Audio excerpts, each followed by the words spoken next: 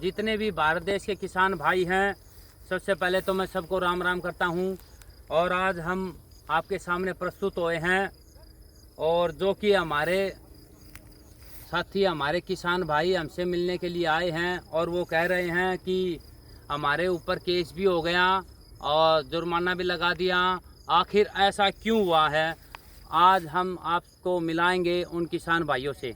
उससे पहले आपको बताते हैं कि उनके ऊपर केस क्यों हुआ था, जुर्माना क्यों लगा। क्योंकि ये जो पराली है, धान की पराली, ये आप देख रहे हैं, सरकार कह रही है कि भाई पराली को आग नहीं लगाना है। ठीक है, किसान भाई आग नहीं लगाएंगे तो इसका प्रयोग कैसे करें, कहाँ पर ले जाए और कैसे कैसे प्रयोग करें, सब कुछ हम आपको बताएंगे इस वीडियो के माध्यम से। तो जितने भी भारत देश के किसान भाई देख रहे हैं, सबसे पहले तो हम आपको बताते हैं कि ये पराली हम इसको आग लगा देते हैं। आपने आग नहीं लगाना है, बिल्कुल भी आग नहीं लगाना है, क्योंकि इसके अंदर बहुत सारे पोषक तत्व हैं जो कि हमारी ज़मीन को चाहिए, जो हमारे खेत को चाहिए, हमारी धरती माता को चाहिए, क्योंकि यही हमें अनाज देती है, शुद्ध खाना देती है। इसी के ज़रिए से हम जी रहे हैं, क्योंकि हम गेहूं का एक दाना डालते हैं और ये 40 दाने करके देती है। इतनी शक्ति किसी के अंदर नहीं है जो हमारी धरती माता के अंदर है। मैं आपको बता दूं कि इस पराली का कैसे प्रयोग करना है। सबसे पहले तो इस पराली को इस 1 एकड़ जो खेत है, 2 एकड़ खेत है, जिसके पास भी जितने एकड़ खेत हैं, पूरे एकड़ में बिछा दीजिए। बिछा देने के बाद आप रोटावेटर, हैरो या किसी भी चीज़ का प्रयोग करके मिट्टी में इसे मिला दीजिए।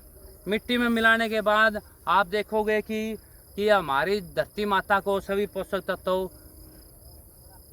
पोषक तत्व हमारी धरती माता को मिल जाते हैं।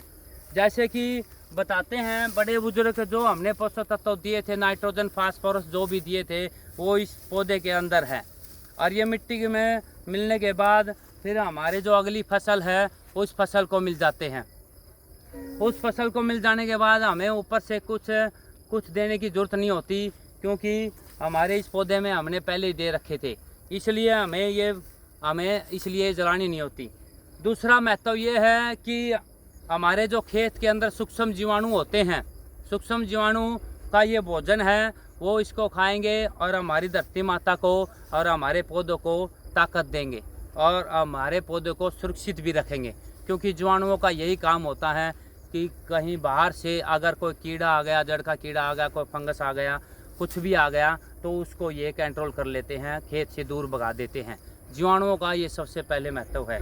फिर दूसरी बात, हमारे खेत के अंदर केचुए होते हैं, और केचुए ने भी यही काम करना होता है। केचुआ भी इसको थोड़ा थोड़ा करके खा के और हमारे पौधों को ताकत दे देता है और हमारा पौधा सुरक्षित रह जाता है।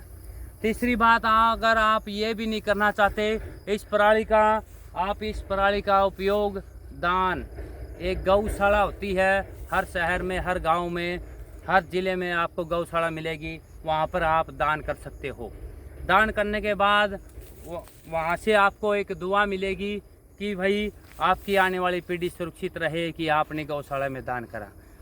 जो हमें दान करने से, जो हमें ये दान करने से हमें जो वरदान मिलता है, ये वरदान कोई पैसे से नहीं मिलता। ये कोई पैसे देकर खरीद लाओ भाई बाज़ार से वरदान मिल जाएगा, नहीं।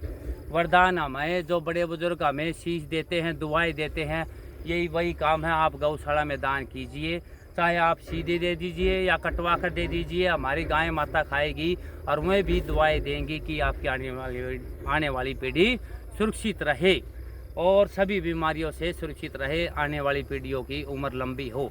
उनकी यही दुआ मिलेगी अगर हम दान करते हैं तो। ये हमें बड़े बुजुर्गों से शिक्षा मिली थी, ये हम अपने तरीके से नहीं कह रहे हैं। तो किसान भाइयों, अगर मुझसे कोई भी गलती हो जाती है तो मुझे माफ़ कर देना।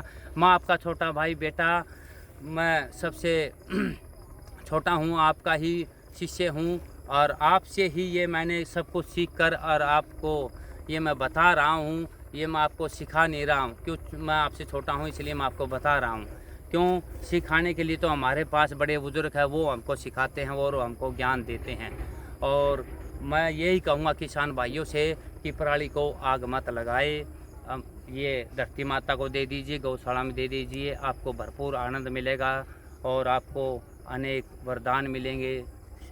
तो इसलिए भारत के जितने भी किसान भाई हैं, मैं सबसे ये गुजारिश करूँगा कि आप सुरक्षित रहे, आप धनवान बने, आपकी आने वाली पीढ़ी सुरक्षित रहे। तो भारत माता की जय हो, जय हिंद।